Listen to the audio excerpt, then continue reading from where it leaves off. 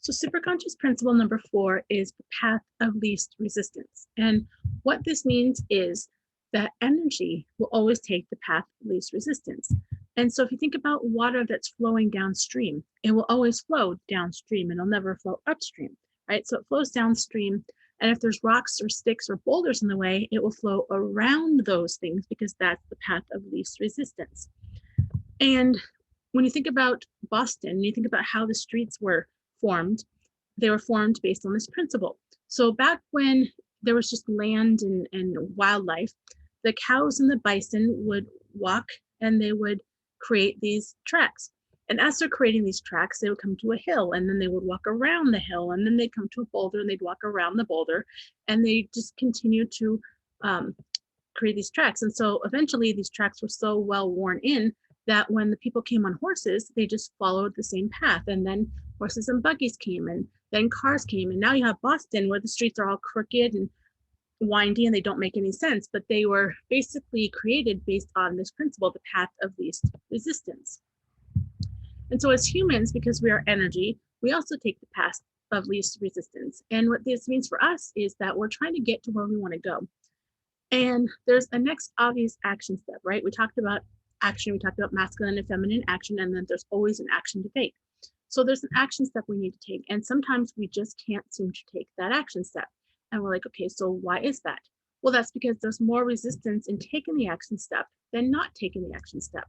And what causes this resistance? Well, first thing you need to know is that resistance was created by us, for us, to serve us. And so resistance comes from past traumas, emotions.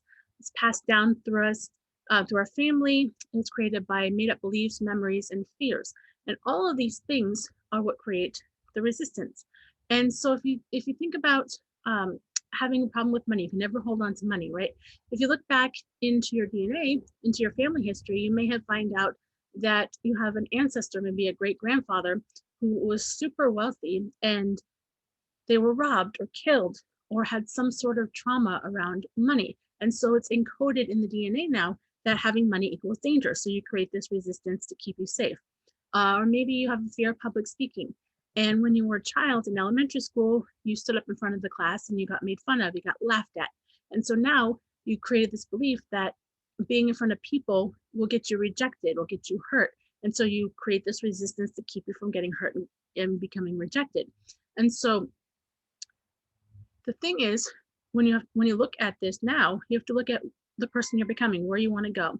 And you have to ask yourself, does this resistance serve the person that I'm becoming? And if it's not, then you can look at the resistance and you can say, okay, so this is not me. There's nothing wrong with me. I am fine. I don't need to fix myself. I don't need to heal myself. I don't need to improve myself. There's just some stuff in the way.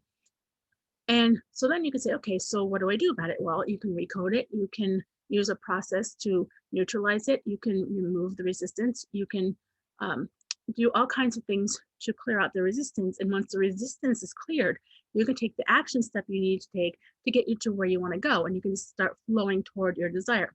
So that is the path of least resistance. And I will see you on the next video. Hope you enjoyed it.